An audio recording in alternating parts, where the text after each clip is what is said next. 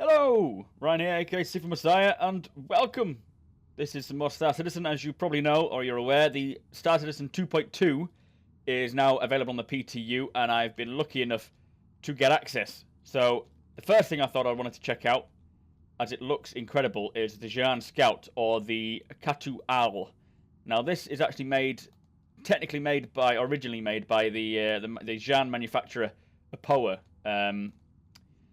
And it was converted to military, well, to UEE or human use quite early on. It's quite recently, should I say, not early on.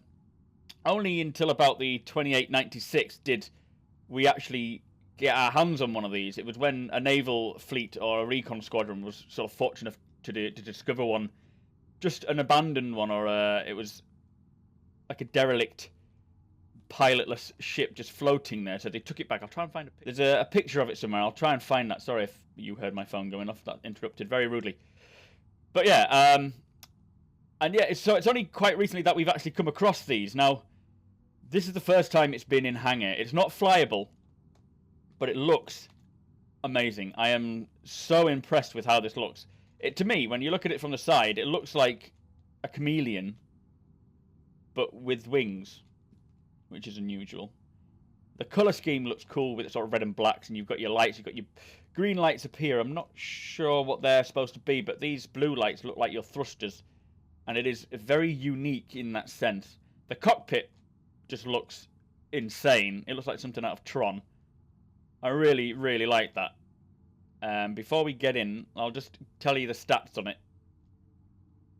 So it's classed as a light fighter, as you can imagine. It's about 10 meters in length, 15,000 kilograms roughly, and it says a two-person, so it's supposed to be a two-person. But I know they say this variant or this one is a single person. Whether or not they're going to release, I assume they will release the two-person later. I can't remember what they've said about it.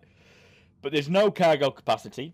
Now it has two TR3 thrusters, but they're unique because they can maneuver in a unique fashion. Again, I have not paid attention to 10 for the Chairman this week, but I know they've discussed it in a bit of detail there. But they're the primary thrusters, and then it says it's got 2, 4, 6, 8 TR2 maneuvering thrusters. Now the difference is this just looks so unique compared to any UEE ship we've ever seen. There is not really much known about its shields, its weapons. I mean, obviously we've got, it looks like possibly 2 size 1 weapons mounts there.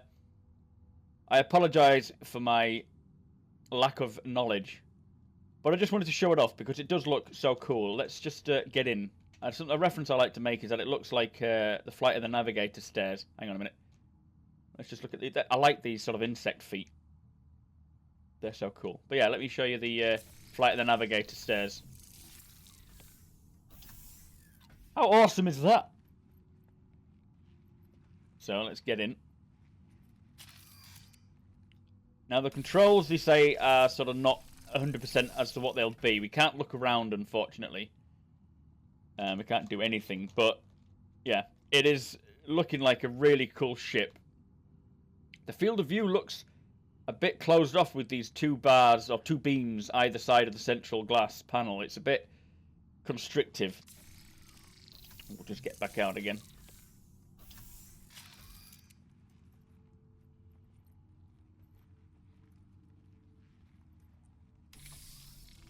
There we go. But anyway, I just wanted to show you it. It looks fantastic. If you are a subscriber to the RSI, to RSI, you'll see the jump point has got the history behind it.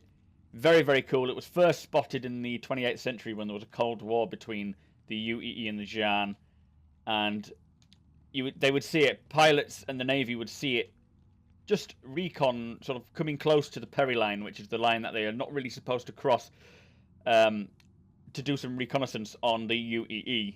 But obviously they'd never really seen anything like it before. And as I say, it's only until the 29th century, very late on, so 28 and 96, I'm pretty sure it was, is when they first found one and they was able to do some experiments. And they'd basically just engineered it backwards. Unengineered it, or whatever they call it, to learn its secrets. But the Xi'an then became friendly with the UEE, or with the human race, and they met with MISC and allowed them to take some of the technology. But anyway, tell me your thoughts on what you think about this Khartu Owl.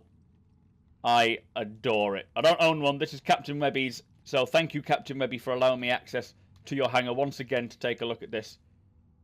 I suppose what's next is the Sabre. We'll look at Captain Webby's Sabre as well soon.